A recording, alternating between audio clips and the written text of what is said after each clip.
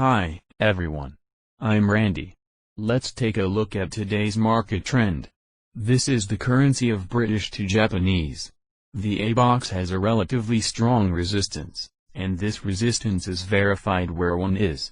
So, when the price comes to the ABOX again, we can short and put the stop loss above the ABOX.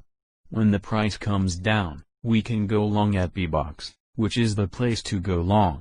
But there's more of a gambling component in there, because BBOX hasn't been validated. Translated with www.deepl.com/translator, free version.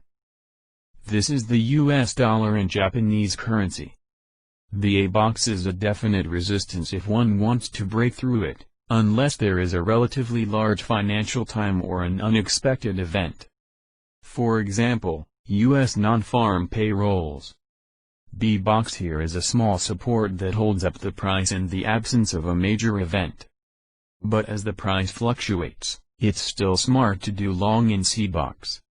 Here's where the trend starts and the support is still strong. This is the pound sterling to US dollar currency pair. The ABOX is verified. Can exist as resistance. Suppose the price reaches the ABOX first, then comes down, without very big financial news. The BBOX can be used as a support to do long, but there's big news. Please drop the BBOX. Please don't worry about how to open your position. Because I update the video almost daily, it will go into detail. This is the trend of gold. Yesterday I analyzed the need to do long at ABOX. And the price has gone up. Let's see what happens next. After the price reached the ABOX, it went up very strongly. I mentioned in yesterday's video that the DBOX and BBOX cannot be resistance if prices go strong. After analyzing today's trend, my advice is to do short on CBOX and put the stop loss above the red arrow.